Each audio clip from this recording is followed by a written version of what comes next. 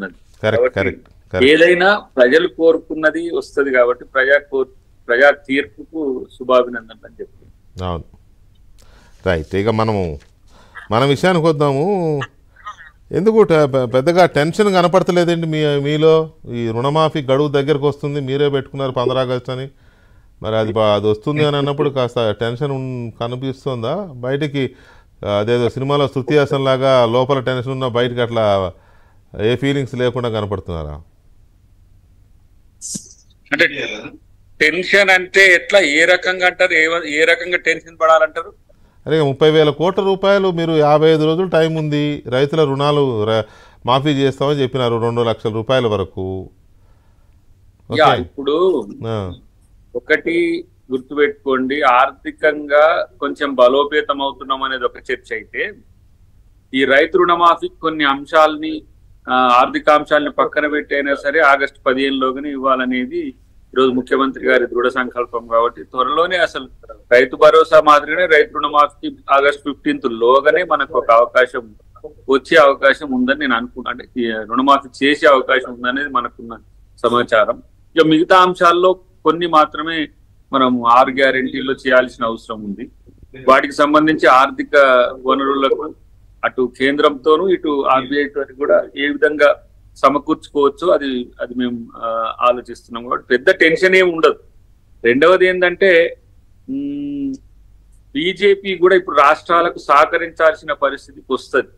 గతంలోనేమో తనకిష్టం వచ్చిన రాష్ట్రాలకే, తన అధికారంలో ఉన్న రాష్ట్రాలకే అది అనుకూలంగా ఉండే స్థితి నుంచి కొంత డెమోక్రటిక్ లెవెల్స్ వారికి కూడా ఇప్పుడు అర్థమైంది. ఎట్లా ప్రజలు 400 అయితే 200 ఇచ్చిండ్రో ఆ విధంగా రాష్ట్రాలకు కూడా, చిన్న ప్రాంతాలకు కూడా వాళ్ళు సహకరించారు. అది ఎట్లాగూ దట్ ఈస్ ఫర్ ఎవర్ కదండి. ఇప్పుడు ఫెడరల్ సిస్టంలో కేంద్ర ప్రభుత్వం రాష్ట్ర ప్రభుత్వాలకు ఇవ్వాల్సిన నిధులు అనేది ఆటోమేటిక్గా వస్తూనే ఉంటాయి. బీమారీ స్టేట్స్ అనేది మన దగ్గర కొన్ని ఉన్నాయి, ఆ రాష్ట్రాలకు కొంత ఎక్కువ వెళ్ళేది. ఇప్పుడు అది కూడా కొంత స్ట్రీమ్లైన్ చేసినట్టున్నారు. కాబట్టి అది ఎప్పుడు వస్తుంది? ఏదో రేవంత్ రెడ్డి గారు రుణమాఫీ హామీ ఇచ్చిండు కదా, ఈ రాష్ట్రానికి కొద్దిగా ఎక్కువ ఇస్తామని ఇస్తారా? అట్లుండదు కదా. అట్లేం లేదు. ఇప్పుడు మనకు సంబంధించిన అంశంలో రావాల్సిన నిధుల్ని దగ్గర ఉండి మరీ శాంక్షన్ చేయించుకోవడం ఒకటి. రెండవది, ఈ రోజు ఆర్బీఐకి సంబంధించిన అంశంలో కూడా కొంత ఆర్థిక వెసులుబాటుకు అవకాశం ఉంటదనేది నా యొక్క భావన. గతంలో మా దగ్గర రాజకీయ స్టేట్ డెవలప్మెంట్కు సంబంధించి రాష్ట్రానికి రావాల్సిన నిధులు కానీ, కేంద్ర పథకాలకు సంబంధించిన నిధులు కానీ బ్రహ్మాండంగా అన్ని రాష్ట్రాలకు వచ్చినట్టే వస్తున్నాయి, భవిష్యత్తులో కూడా వస్తాయి. ఏ ప్రభుత్వం కేంద్రంలో అధికారంలో వస్తాయి.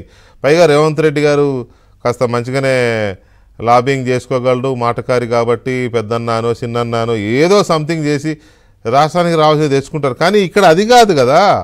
దాదాపు 30,000 కోట్ల రూపాయల రుణమాఫీని కేంద్రం మీద మనం ఇప్పుడు కేంద్రం గురించి మాట్లాడితే ఆగదు ఇది కదా.